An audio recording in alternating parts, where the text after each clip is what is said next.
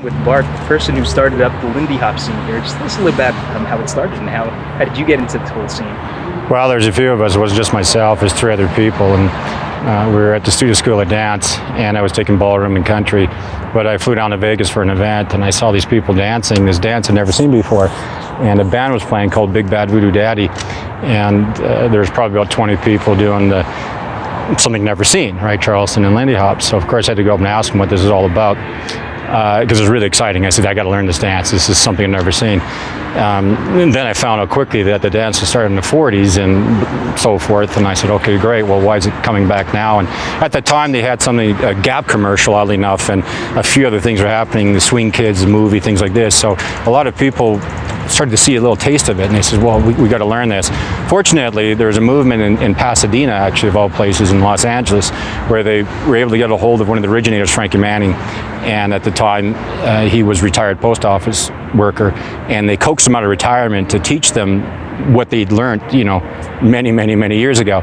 So when I seen the dance in Vegas, I came back to Calgary, and I Googled, I found out whatever I could find I could get. At the time, there wasn't really Google, so you had to talk to people and so forth. So I was able to obtain a few VHS tapes. So we got the VHS tapes. I brought it to the Studio School of Dance, and they were like, I haven't seen this either. Why don't we try it? So they were really, really good in the beginning of getting swing dance Lindy Hop going, because they would do jive and ballroom dances. So the owner there, she was able, and her husband were saying, okay, we'll teach it here what we know. And they didn't know very much, because they're basically just learning off the video, off the tapes.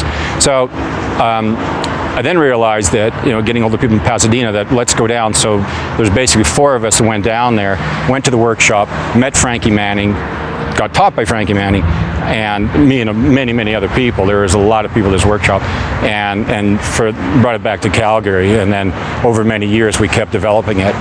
In the beginning, it was really interesting because we didn't know where to go, so we wound up going to the park, and we just bring a ghetto blaster, play the music, start doing it, and then we were able to, because I knew a lot of people in nightclub business, in certain areas they would let us do it, they let us swing it, and the Beatnik was one of them, and places that no longer exist, but Murrieta's was really helpful too, so they would let us go and do our dance there, and because it looked cool and it promoted some of their business.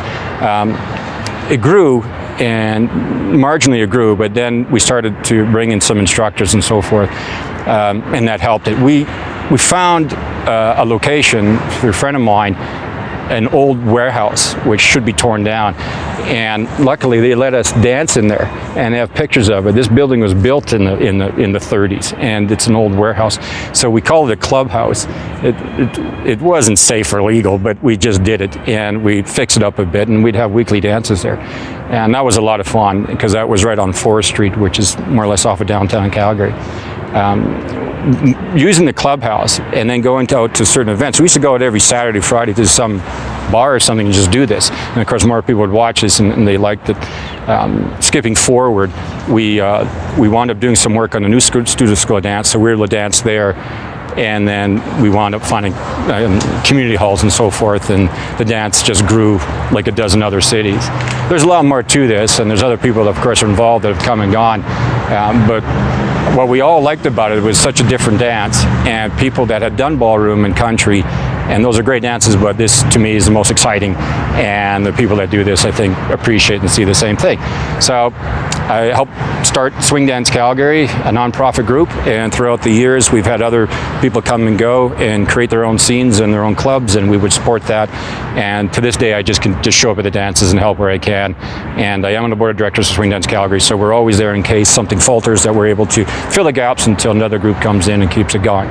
So in a nutshell, that's what it is. I like the Lindy Hop. I think it's great, and come on out and learn it.